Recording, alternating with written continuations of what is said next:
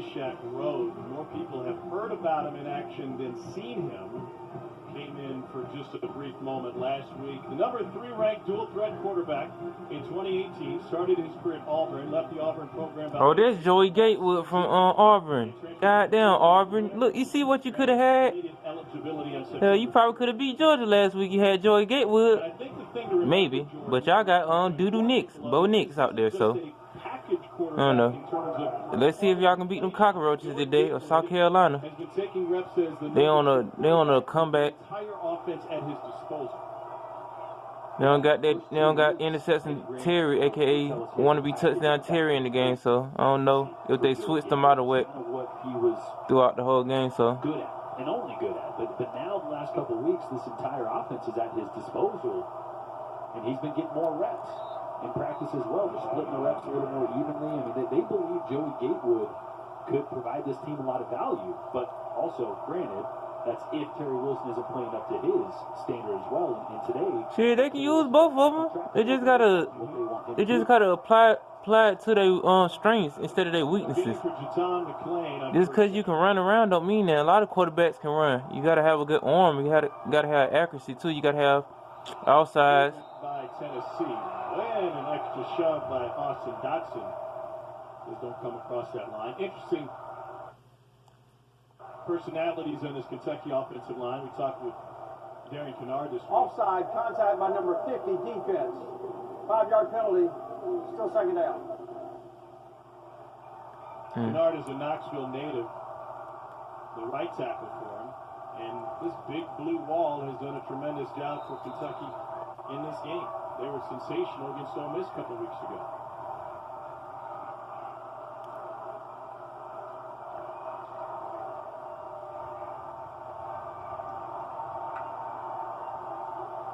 Pressure coming from the safety.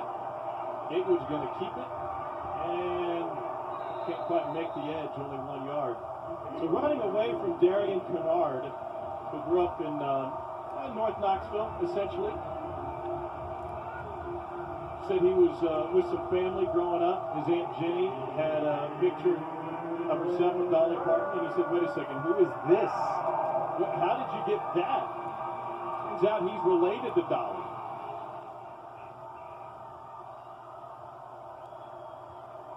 Aunt Jenny made an early impression on Darian. He and his mom spent time in Cleveland when he was at St. Ignatius, football powerhouse. To the slant, Gatewood completes his first pass as a Wildcat for a 5-yard gain and a first down. And Darian Kennard was one of those offensive linemen that had to find ways to stay in shape during lockdown over the course of the summer. Drake Jackson built a weight rack with his dad. Kennard just went old school. Said, I'll just lift. Oh, this looks like a photo shoot. Like it looks like it's staged. We see this like a photo shoot for a gay calendar. The way he was holding that wood. Pause. And if modeling was in his future, most guys would just laugh that off. And I thought it was interesting how serious Kennard was. Like, well, if it comes my way, maybe. Well, from what I'm looking at, Tennessee front can't stop Kentucky's running up the middle. He told me later, he said, once you wear their defense down and the offense can get them going, their defense gonna give up, and the offensive line can open up holes for them, for the running back can get a lot amount of yards. You just got to keep working on them. Then the run can open up different pass plays, then possibly a play action.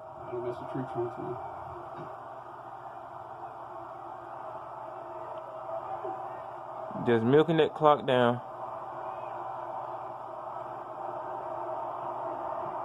On 2nd and 5, Travis Tisdale with his first carry. Here you go, Tom. You want to know why outside of maybe outside with Alabama, Darian Kennard, best tackle in the SEC? Hey, in the comment says, has Bryce Thompson punched anybody today in this Kentucky-Tennessee game? Because that shit he did last week was just some garbage stuff. Garbage. And is it true that he threatened to blow up his own school and he's still on the damn team? So y'all just put that in the comment section for all my Tennessee fans. Like, what's up with that human garbage pile, that trash can Bryce Thompson? I guess they both benefited from playing against that defense this year, but without a doubt, second best tackle in the SEC for me right now. They've got a fantastic leader in their O-line coach, John Schlarman. as they go back to the freshman Tisdale. Schlarman played at Kentucky in the late 90s.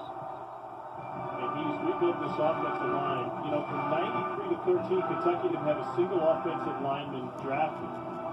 Damn, that's 20 years. In recent years. Kyle Tucker, 20 years without an offensive lineman being drafted. Came out this week. He was very emotional talking about Schlarman's battle with cancer.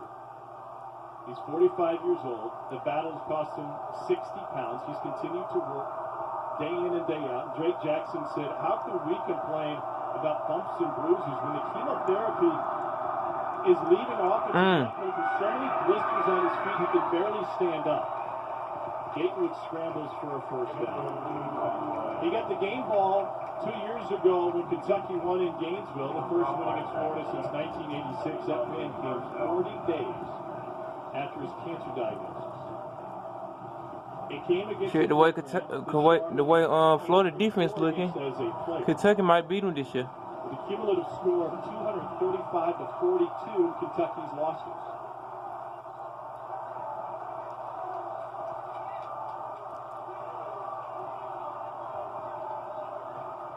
McLean, the running back.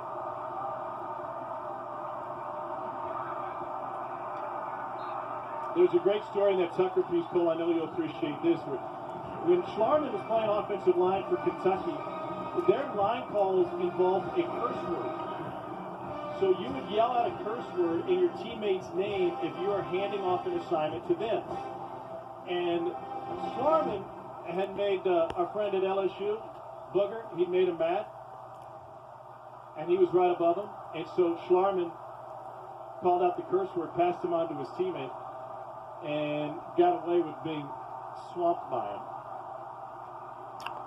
Hell, these commentators talking about, man, we want to hear about this shit. This game done got so boring the damn commentators just saying all random shit. It's a heck of a way to trade off a twist, isn't it? Hey, it's an easy call to remember, though. Well, this game over with.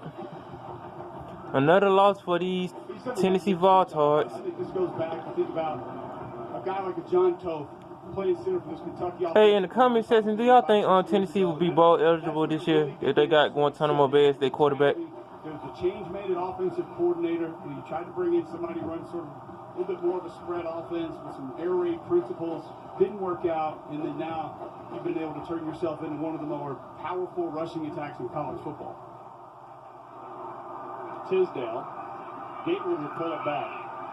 Going back to that Tucker article, Phil, here's how it broke down. You had one curse word if you needed a down block.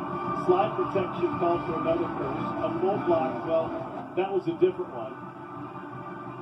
And with Booger snarling in his face, they called out, they moved the protection, and his teammate got the worst of it from Booger McFarland. That was in 97.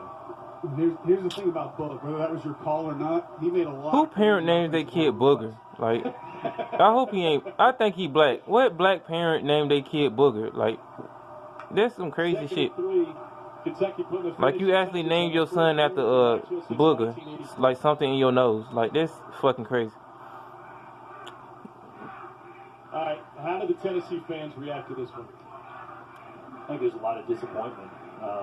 Definitely a lot of disappointment. I mean, you got Jared Guantanamo Bay as your quarterback leading that offense. So, I don't know. Jared Pruitt's coaching Jim Chaney's offensive style. I don't know what's going on with them. Like I said, I don't know if I said this last week. Jim Chaney still worked for Georgia, so you know. Overblown outside of the building, or does this matter more than other games? And despite what every game matters. Shit. We asked him, is this a big every game matters when you on that field. And they treated it like such today. This would be the largest margin of victory by Kentucky over Tennessee since 1935. Damn, since 1935. That's 85 years. Abby says she wants to marry a B-Dubs honey barbecue wing. We get the sweet That's crazy. of honey barbecue sauce. I'm gonna do another video and see what's gonna happen after the game, or I don't know. I don't know what happened. Put y'all comments in the comment section. Nothing happened. Nothing. Thank y'all for looking at the video. Peace.